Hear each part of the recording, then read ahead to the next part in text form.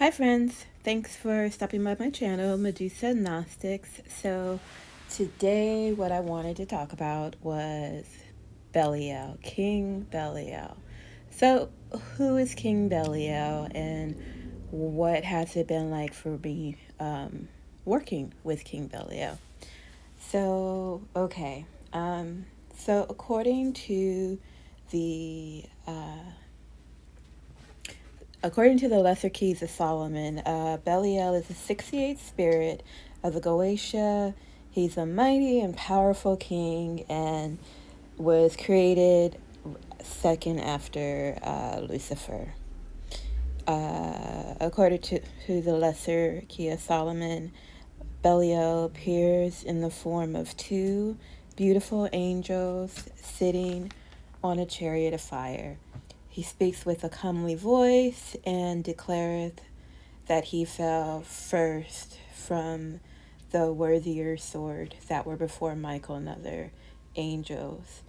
His office is to distribute presentations and senatorships, so promotions and well, industry awards or accolades, right? He giveth excellent familiars and governeth over 50 legions of spirits. And note that King Belial must have offerings, sacrifices, and gifts. Okay, so his Belial's inn is Lirak, Tasa, Vefa, well, Belial. And there are other people who have channeled, more personal ends, or if once you're working with Belial, if you ask him for something more specific to you in regards to your personal relationship with him, then yeah, it's been my experience that he will give you, not only will he give you a in that's specific to you, but he'll also give you a sigil that's specific to you. And whether or not you share that, make that information publicly, that's going to be between you and him. But so let's see. And then these are some of the epithets of Belial. He is the king of evil, the prince of darkness, he who is without a master, the lawless one, father of lies. And at one time, Belial's name was used interchangeably with that of Satan. And so let's see, through my personal experiences, these are some of the herbs that I've used personally that have seemed to work pretty good for me. That is patchouli, mint, lavender, mugwort, and rose. And some incenses I've used are dragon's blood, frankincense, sandalwood, and oud. But if you're gonna use oud, or in my experience, when I've used oud in the past, I tended to stick more towards some of the more earthy tones. Cause yeah, I know when you're getting into oud, it could get really, some of the scents that they've, or the combinations they created are more sweet than they are like earthy. But he tends to come in strong or stronger when the scent is something earthy, like a musk or sandalwood or bergamot. Those are some essential oils I've used in the past.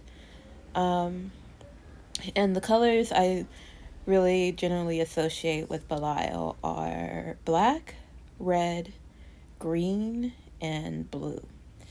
So, and sometimes also gold. Um, but that's more towards, abundance and cleansing some of your chakras, like your sacral chakra and stuff. He tends to like flood you with a goldish energy. But so now what I wanted to, whatever the point of this video was really to talk about be careful what you wish for. So I've been working with Belial since 2019, and over those years, well, especially in the beginning, as I was becoming introduced to this path, things were pretty quiet for me. So I didn't really receive too many visitors, spiritual visitors. Once the ones that did come, were told that I was working with Belial. So that was pretty interesting too. But anyway, so my that time from 2019 to about 2022, my spiritual life was very quiet.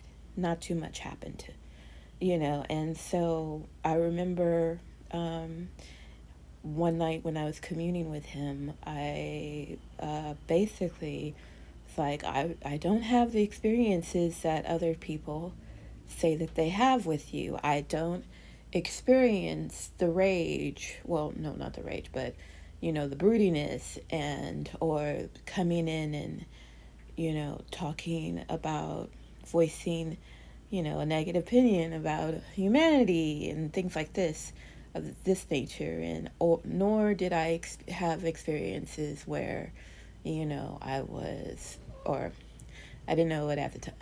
At that time, I wasn't aware that I was projecting, astral projecting, or that I was remote viewing or remote seeing or things like that, or even anywhere near the Qliphoth or anywhere near death, But it wasn't until I started actually communicating with other people who were followers or children of Belial, that's when I started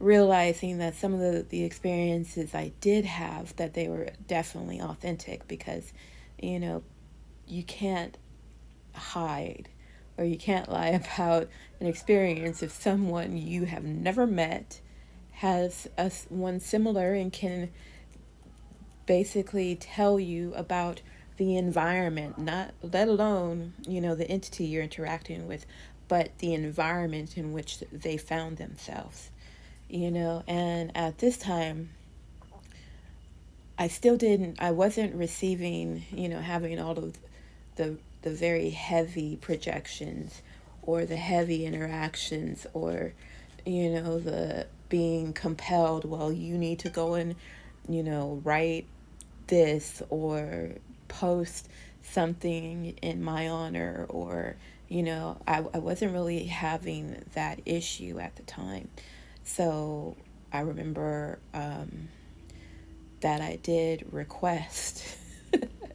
I was stupid back then, but yeah, I basically was like, I would like to have some of these experiences that other people who follow you say that they have. I don't know if what I'm experiencing is authentic, and if I have some of these experiences, then maybe I might come to believe or come to know that yes, this is authentic or whatever, and so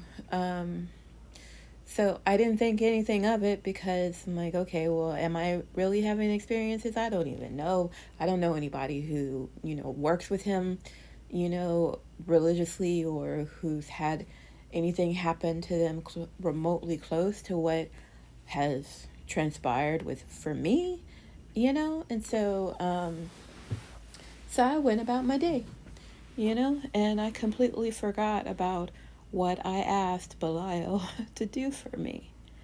And then the past year transpired, and now not am I only having astral projections and knowing that's exactly what I'm doing, but doing it intentionally, or having visions, or having entities, or experiences where things that I had never called, come pop in just to, for a little chit chat, right? So so really, I would say that it is highly, highly important that you are very careful for what it is you ask for from these entities, because while our memories might lapse and we might forget something we say casually when we have no idea what the true implications of that request actually is, you know, time doesn't exist for Belial or Lucifer or Lilith the way it exists for us. So while we may forget, they will remember. And Belial is very good for giving you exactly what you asked for.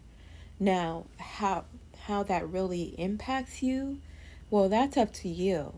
Are you going to be able to deal with the thing that you requested? Again, that's up to you. That's not his problem, you know.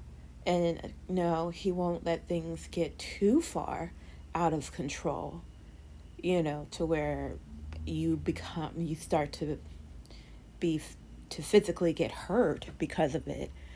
But, he will teach you a lesson and make sure that you learn the lesson. And if you don't learn it the first time, trust and believe you're going to keep getting that lesson over and over and over until you get it. And unfortunately, the majority of us, we learn better through adversity. We learn more through pain, because that's what actually gets our attention. That's what we pay attention to. And so when they try to teach you something, the easy way, you don't get it, well, then guess what? You know what you just signed up for, and it might be a bumpy ride for you.